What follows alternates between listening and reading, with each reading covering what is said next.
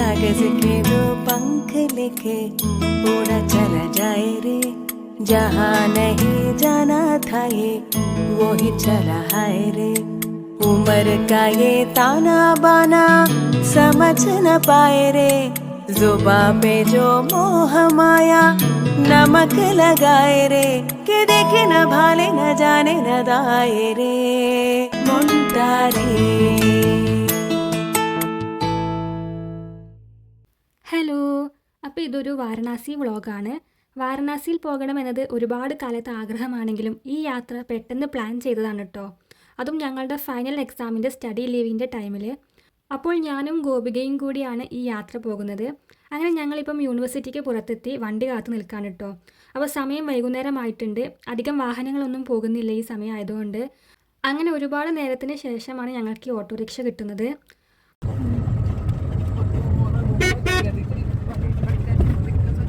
അപ്പോൾ പെൻട്രിയിൽ എത്തിയപ്പോഴേക്കും സമയം രാത്രി ആയിട്ടുണ്ടായിരുന്നു.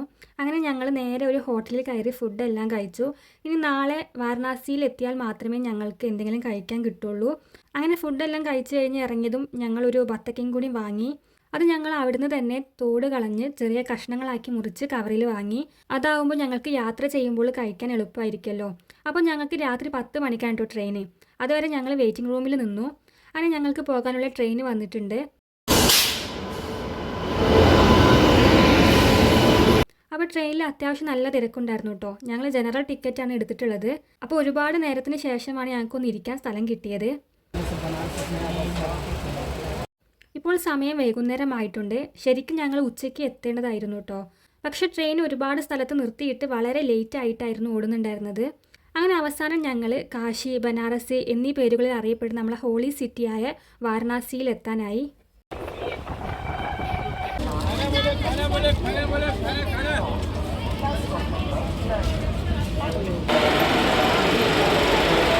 അങ്ങനെ വാരണാസി റെയിൽവേ സ്റ്റേഷനിൽ എത്തിയിട്ടോ. അപ്പോൾ വെയിറ്റിംഗ് റൂമിൽ പോയിട്ട് ഒന്ന് ഫ്രഷ് ആവാം എന്നായിരുന്നു കരുതിയിരുന്നത്. പക്ഷേ ഇത്രയും വൃത്തികെട്ടൊരു വെയിറ്റിംഗ് റൂം ഇതുവരെയുള്ള ഒരു റെയിൽവേ സ്റ്റേഷനിലും ഞാൻ കണ്ടിട്ടില്ല. അങ്ങനെ ഞങ്ങൾ റെയിൽവേയുടെ തന്നെ ഡോർമെട്രി എടുക്കാമെന്ന് കരുതി. പക്ഷേ അവിടെ റേറ്റ് കൂടുതലായതുകൊണ്ട് ഞങ്ങൾ എടുത്തില്ല. പിന്നെ റെയിൽവേ സ്റ്റേഷൻ്റെ പുറത്ത് ഒരുപാട് ആൾക്കാർ കുറഞ്ഞ റേറ്റിൽ റൂം റെഡിയാക്കി തരാം എന്നെല്ലാം പറഞ്ഞു വരും. പക്ഷെ അത് വിശ്വസിച്ച് കൂടെ പോകരുത്. അവിടെ എത്തുമ്പോൾ അവർ നമുക്ക് റേറ്റ് കൂട്ടും. അപ്പോൾ ഞങ്ങൾക്ക് അങ്ങനെ ചെറിയൊരു പണി കിട്ടിയിട്ടോ. പിന്നെ ഞങ്ങൾ ആ റൂം വേണ്ടാന്ന് വെച്ചു. അപ്പോൾ റെയിൽവേ സ്റ്റേഷനിൽ മേ ഐ ഹെൽപ്പ് യു എന്ന് പറഞ്ഞൊരു കോർണറുണ്ട്. അവിടെ ചെന്നാൽ നമുക്ക് വാരണാസിയുടെ മാപ്പ് കിട്ടും. അതിലെല്ലാം ഉണ്ട് കേട്ടോ. ഇവിടുത്തെ പ്രധാനപ്പെട്ട ടൂറിസ്റ്റ് പ്ലേസുകൾ, അവിടേക്കുള്ള റൂട്ട്, അങ്ങനെ നമ്മളെ ഗൈഡ് ചെയ്യാനുള്ള എല്ലാം അതിലുണ്ട്. അങ്ങനെ ഞങ്ങളൊരു ഓട്ടോറിക്ഷ വിളിച്ച് ദശാശ്വമേധ ഘട്ടിലേക്ക് ഗംഗാരതി കാണാൻ വേണ്ടി പോവാണ്. അങ്ങനെ പകുതിക്ക് വെച്ച് ഓട്ടോ ഡ്രൈവർ പറഞ്ഞു ഇനി അങ്ങോട്ട് ഓട്ടോറിക്ഷ പോകില്ല, നടന്നു പോകണമെന്ന്. അങ്ങനെ ഞങ്ങൾ ഓരോരുത്തരോട് ചോദിച്ച് വായി മനസ്സിലാക്കി അങ്ങോട്ട് നടക്കാൻ കേട്ടോ. അത്യാവശ്യം നല്ല ദൂരം ഉണ്ടായിരുന്നു കേട്ടോ നടക്കാൻ. അങ്ങനെ ഞങ്ങൾ എത്തിയത് ഒരു മാർക്കറ്റിലാണ് കേട്ടോ. അപ്പോൾ ഈ മാർക്കറ്റിൻ്റെ അപ്പുറത്തായിട്ടാണ് ദശാശ്വമേധ ഘട്ട് വരുന്നത്. അപ്പോൾ അധികം വൈകിയാൽ ഗംഗാരതി തുടക്കം മുതൽ കാണാൻ പറ്റിയില്ലെങ്കിലോ എന്ന് കരുതി ഞങ്ങൾ ഇവിടെ നിന്ന് പർച്ചേസിങ്ങിനൊന്നും നിൽക്കാതെ വേഗം അങ്ങോട്ട് പോയിട്ടോ.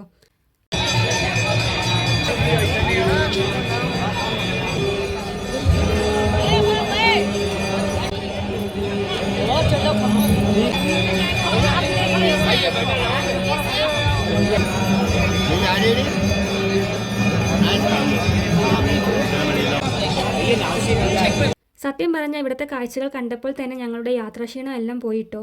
ഇനി വാരണാസിയിലെ ഒരു സ്ഥലവും കണ്ടില്ലെങ്കിലും വന്നത് വെർത്തായി എന്ന് തോന്നി. അത്രയും മനോഹരമായ കാഴ്ചകളായിരുന്നു ഇവിടെ ഉണ്ടായിരുന്നത്. ചന്ദനത്തിരി കത്തിച്ചതിൻ്റെയും കുന്തിരിക്കം പുകച്ചതിൻ്റെയും എല്ലാം ഗന്ധവും പൂജാമണി നാദങ്ങളും മന്ത്രോച്ചാരണങ്ങളുടെ ധ്വനിയും തീയും പുകയും ഭജനകളുമെല്ലാം ഇടകലർന്ന് ആത്മീയത നിറഞ്ഞ ഒരു അന്തരീക്ഷമാണിവിടെ.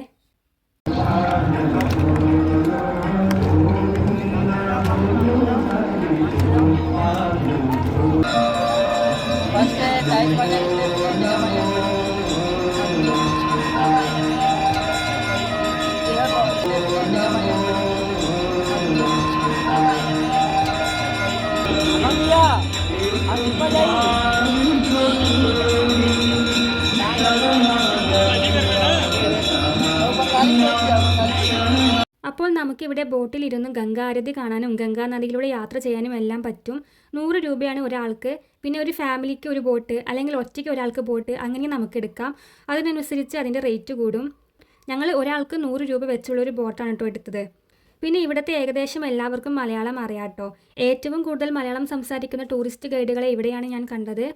അപ്പോൾ നമ്മൾ ബോട്ടിൽ യാത്ര ചെയ്യുമ്പോൾ വാരണാസിയുടെ ചരിത്രവും പ്രാധാന്യവും എല്ലാം ഇവർ നമുക്ക് വിവരിച്ചു തരും.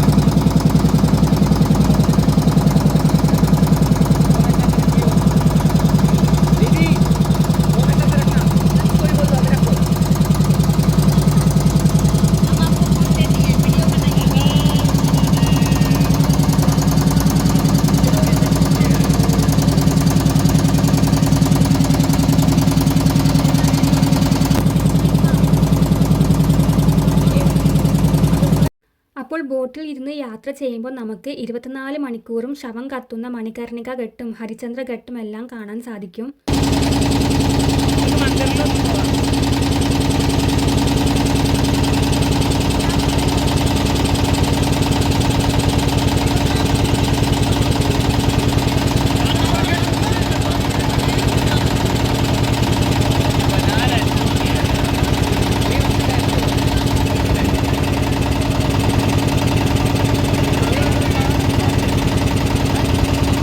അപ്പോൾ പൗരാണിക കാലത്ത് സൂര്യവംശത്തിലെ പൂർവികർക്ക് കപില മഹർഷിയിൽ നിന്നും മരണശേഷം അവർക്ക് മോക്ഷം കിട്ടില്ല എന്നൊരു ശാപം ലഭിച്ചിട്ടുണ്ടായിരുന്നു.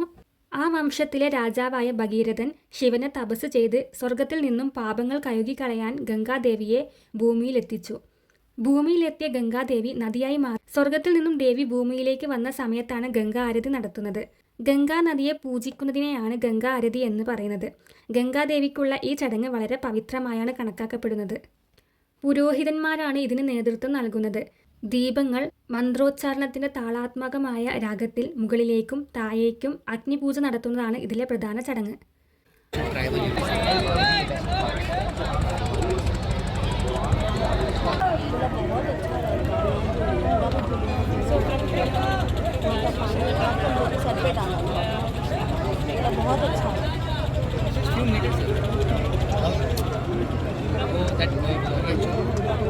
From here it's 200 meters.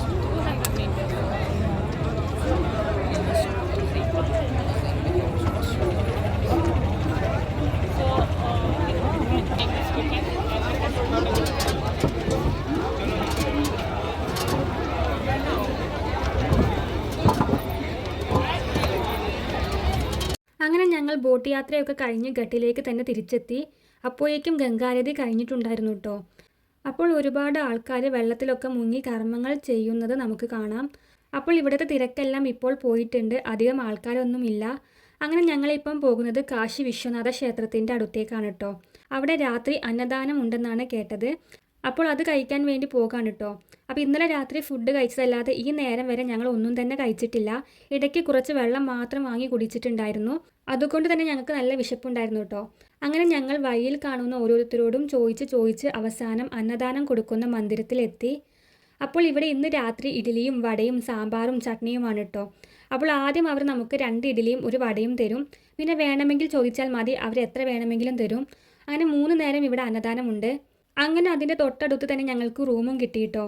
അതിന് ഞങ്ങളെ സഹായിച്ചത് ക്ഷേത്രത്തിൽ സെക്യൂരിറ്റി നിൽക്കുന്ന പോലീസുകാരാണ് കേട്ടോ. നല്ല സ്വഭാവമുള്ള പാവം പോലീസുകാരാണ്.